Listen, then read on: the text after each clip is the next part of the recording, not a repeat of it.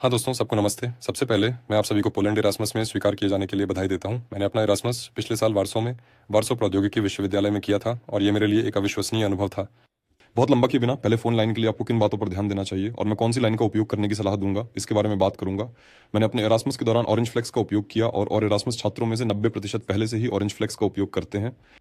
इसलिए मैं आपको दिखाऊंगा कि ऑरेंज फ्लेक्स पर खाता कैसे बनाया जाए और नंबर कैसे प्राप्त किया जाए। अब सबसे पहले हम क्रिएट एन अकाउंट कहते हैं। यहाँ विभिन्न योजनाएं हैं। अच्छी खबर यह है कि पहले योजनाएं इतनी अच्छी नहीं थीं, यानी 35 गीगाबाइट के प्रस्ताव थे बजाय 75 गीगाबाइट के, और कीमत वही थी। इसलिए सबसे सस्ता प्लान भी आपके काम आएगा। यहाँ ऑरेंज फ्लेक्स 75 गीगाबाइट, यूरोप में मान्य 10 गीगाबाइट और एक अतिरिक्त सिम कार्ड विकल्प है। मैं इसे चुनूंगा। इसके बाद मुझसे एक खाता बनाने के लिए कहा जा रहा है, इसलिए मैं तुरंत एक खाता बनाऊंगा। हाँ, अभी मैंने अपना खाता बना लिया है।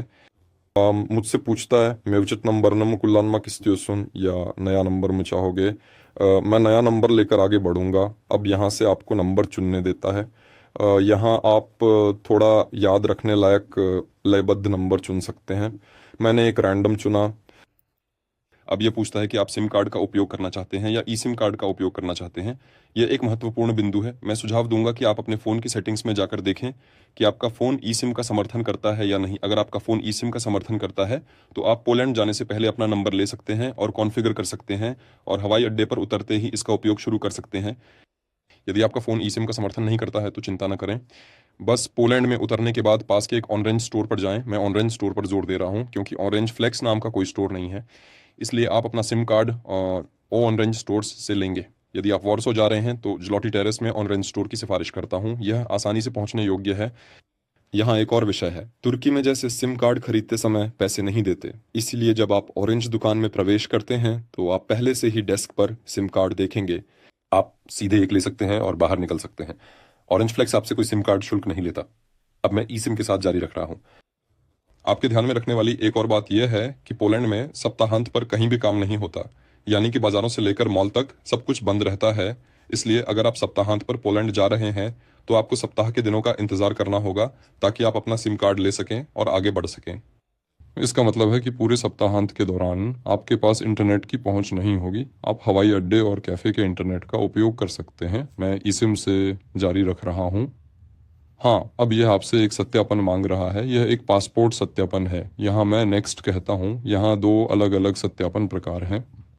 एक बैंक खाता है, दूसरा फोटो दस्तावेज है। हमारा बैंक खाता अभी नहीं है और पीसीएल नंबर भी नहीं है, इसलिए हम फोटो दस्तावेज के साथ आगे बढ़ रहे हैं। और यहाँ पहचान पत्र, पासपोर्ट और निवास कार्ड है। हम पासपोर्ट के साथ आगे बढ़ेंगे। मुझसे एक अनुमति मांग रहा है। सिस्टम सेटिंग्स में जाकर अनुमति देता हूँ। Orange flex.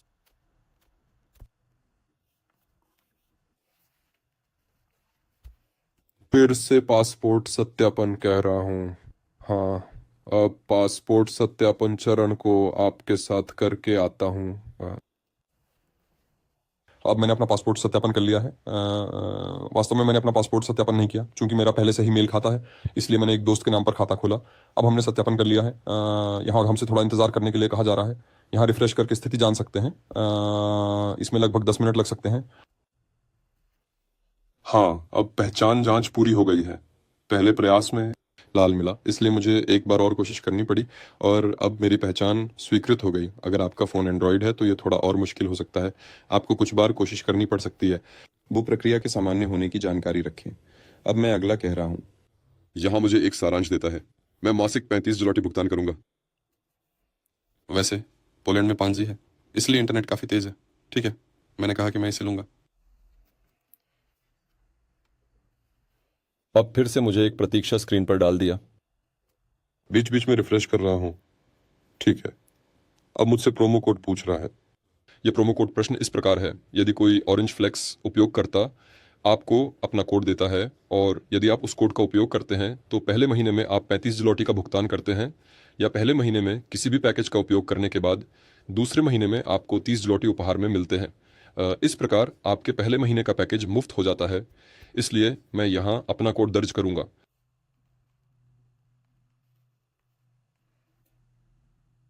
बरन SH26 हाँ, मैंने कोड की पुष्टि की।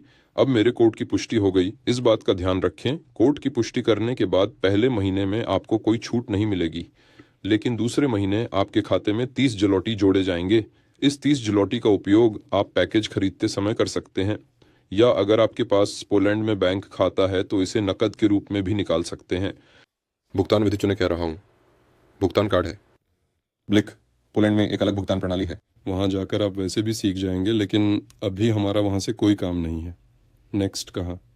मुझे भुगतान स्क्रीन पर ले जा रहा है। अब यहाँ मैं अपनी भुगतान करके आऊँगा। हाँ, अब मेरा भुगतान सफल है और मैं ई सिम सक्रियण करूँगा। सक्रियण करने से पहले मैं आपको एक बात बताना चाहता हूँ।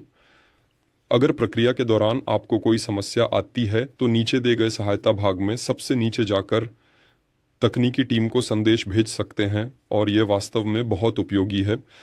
जैसे ही आप संदेश भेजते हैं, वे तुरंत आपको जवाब देते हैं और उनके पास अंग्रेजी में समर्थन है।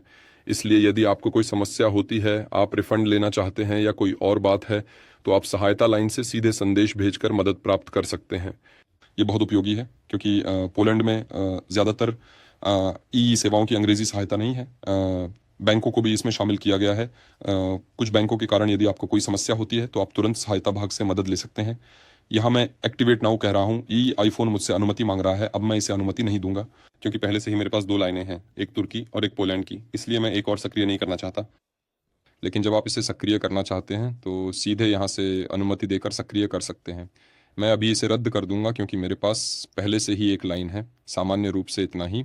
जैसा कि मैंने कहा, ऑरेंज फ्लेक्स मैंने 5 महीने तक इस्तेमाल किया और काफ़ी संतुष्ट रहा। जैसा कि मैंने कहा, जब आप यूरोप में होते हैं तो आप अपने 10 गीगाबाइट्स का उपयोग कर सकते हैं।